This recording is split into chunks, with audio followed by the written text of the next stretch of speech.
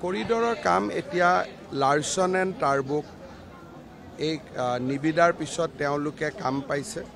এতিয়া তেওঁলোকে ইয়াৰ যিটো ড্ৰয়িং বা প্লেন সেইখন IIT গুৱাহাটীক দিছে। IIT গুৱাহাটীয়ে তাত অনুমোদন জনাব আৰু মই ভাবোঁ 2-3 মাহৰ ভিতৰত ইয়াত আমি ফিজিকেলি কাম আৰম্ভ কৰিব পাৰিম। যদি IITয়ে ড্ৰয়িংখন ভেটিং কৰি দিব লাগিব। এতিয়া IIT লাৰ্চন টাৰ্বুৱে ড্ৰয়িংখন বনাই IIT গুৱাহাটীক দিছে। IIT গুৱাহাটীয়ে সকলো পৰীক্ষা কৰিব যাতে কামাখ্যাৰ ষ্ট্ৰাকচাৰত অসুবিধা নহয়, পুৰণা মঠ মন্দিৰত অসুবিধা নহয়। গোটেই কথাখিনি চোৱাৰ পিছত তেওঁলোকে ক্লিয়াৰেন্স দিয়াৰ পিছতহে কৰিডৰৰ কামটো হাতত লোৱা হ'ব। 2 মাহো হ'ব পাৰে, 3 মাহো হ'ব পাৰে। তেওঁলোকে যদি 4 মাহ সময় লয় 4 মাহো হ'ব পাৰে। কাৰণ IIT গুৱাহাটীক আমি কোনো ডেট আৰু তাৰিখ দিয়া নাই যে অমুক তাৰিখৰ ভিতৰত আপোনালোকে চাই দিব লাগে।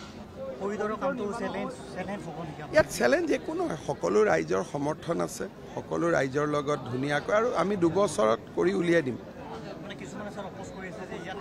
তেওঁলোকে অপোজ যিটো কৰিছে কৰিডৰ শব্দটোত ভয় খাইছে। কৰিডৰ বুলি কোনো বস্তু নাই, ৰাস্তা এটা বনিব। বৰ্তমান যিটো ৰাস্তা আছে দোকানকেইখন বাদ দি ৰাস্তাটো ডাঙৰ হ'ব, দোকানকেইখন নতুনকৈ বনাই দিয়া হ'ব। সৰু কথা এটা, মানুহে ভাবিছে কৰিডৰ মানে কিবা অদ্ভুত কিবা এটা বনাব গৈ আছে। ইয়াত একোটো অদ্ভুত নহয়। যিটো PWD ৰাস্তা আছে তাৰ ওপৰত বৰষুণ যাতে নপৰে তাৰ কাৰণে টিংপাত কেইখনমান হ'ব। কৰিডৰ শব্দটোতে মানুহে ভাবিছে বাপৰে কৰিডৰ হৈ যাব। এনেকুৱা কোনো কৰিডৰ বুলিতো কথা নাই। ৰাস্তাটোতো আছেই, ৰাস্তাটোৰ ওপৰত টিংপাতহে হ'ব। গতিকে কি নানে চিৰিবিলাক থাকিব, খটখটি থাকিব, চব একেই থাকিব, কোনো পৰিৱৰ্তন নহয়। খালি ওপৰত টিংচালি কেইখন লাগিব, ইমানেই। কৰিডৰ মানে বেলেগ কথাটো একো নাই। তাকে লৈ মানুহে 10জন মানুহে 10জন কথা কৈ আছে যিটোৰ কোনো প্ৰয়োজন নাই। দোকানকেইখন উঠিব, এটা কৰিডৰ বনিব, কৰিডৰতে দোকানকেইখন ধুনীয়াকৈ পকাৰ হৈ যাব, দোকানকেইখন ধুনীয়া লাগিব, ওপৰত টিংপাত লাগিব, ইমানেই কৰিডৰ।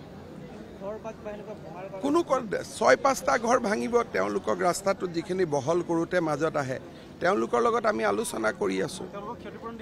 ক্ষতিপূৰণ দিয়া হ'ব। তাতে আমি তলত নতুন ঘৰ বনাই দিম, য'ত আমাৰ জাগাখিনি আছে, তলত ফিল্ড আছে, তাতে তেওঁলোকৰ ঘৰ হ'ব আৰু ফিল্ডখন অলপ দূৰত লৈ যোৱা হ'ব।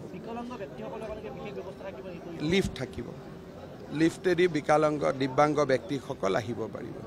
ইয়াতে কৰিডৰ মানে একো কিবা সাংঘাতিক বস্তু এটা নহয়। যেনেকৈ শব্দটো শুনিলে, ইংৰাজী শব্দটো শুনিলে অলপ ডাঙৰ ডাঙৰ লাগে। ভাল ৰাস্তা এটা হ'ব, ইমানেই।